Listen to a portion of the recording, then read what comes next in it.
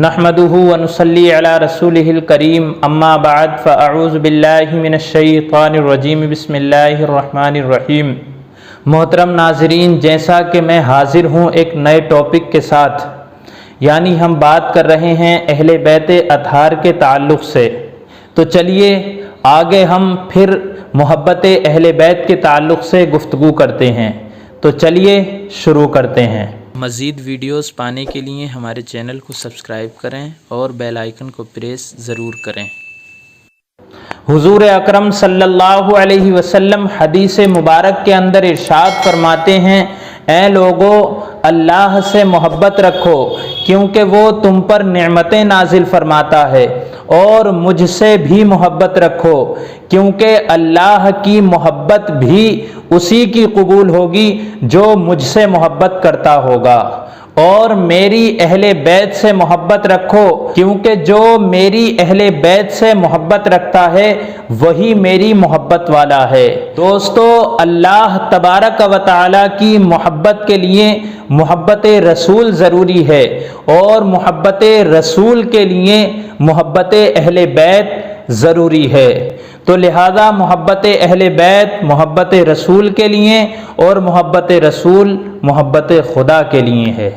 لہذا معلوم ہو گیا کہ اللہ تبارک و تعالی کی بارگاہ میں اہل بیت کی محبت قبول ہونے والی ہے، اور اسی کی محبت اللہ کے رسول علیہ السلام کی بارگاہ میں مقبول ہوگی کہ جو اہل بیت اطہار سے محبت کرنے والا ہوگا۔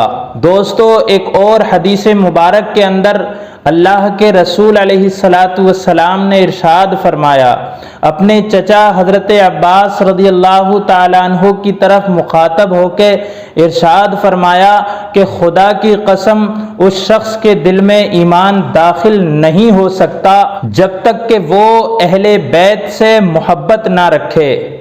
اسی سے ملتی جلتی ایک اور حدیث مبارک ہے، رسول اکرم صلی اللہ علیہ وسلم نے ارشاد فرمایا، اللہ کی قسم اس شخص کے دل میں اس وقت تک ایمان داخل نہیں ہو سکتا جب تک کہ وہ میری اہل بیت سے صرف اللہ کے لیے اور میری قرابت داری کا لحاظ رکھتے ہوئے محبت نہ رکھے۔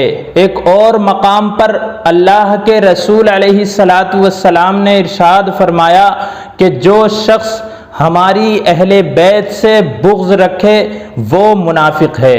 ایک اور مقام پر اللہ کے رسول علیہ السلام نے ارشاد فرمایا، خدا کی قسم جو شخص میری اہل بیت سے بغض رکھے گا اللہ تبارک و تعالی اس کو ضرور عذاب دے گا۔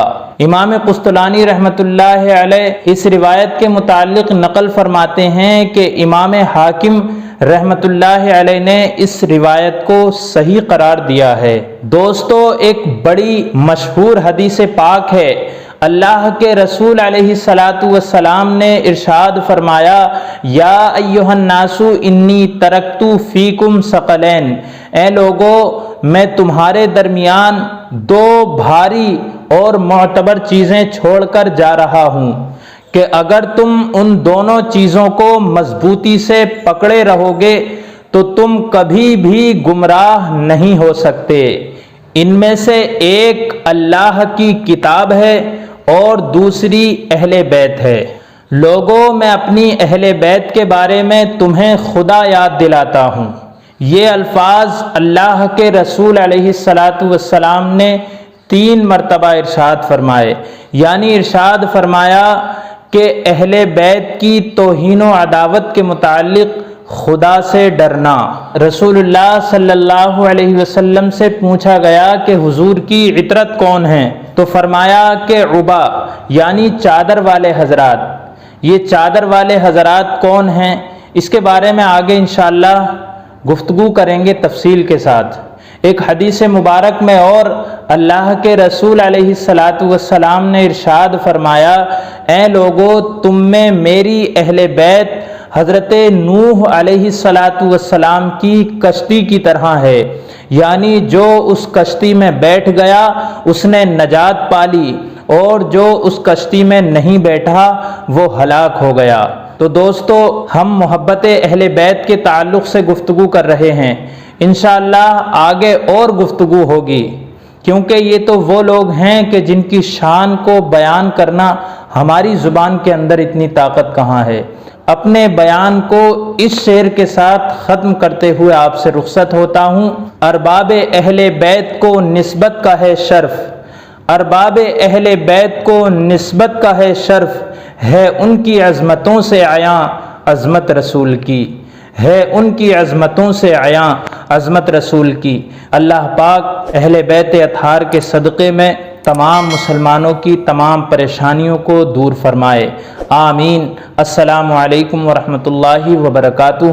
دعاؤں میں ضرور یاد رکھیے۔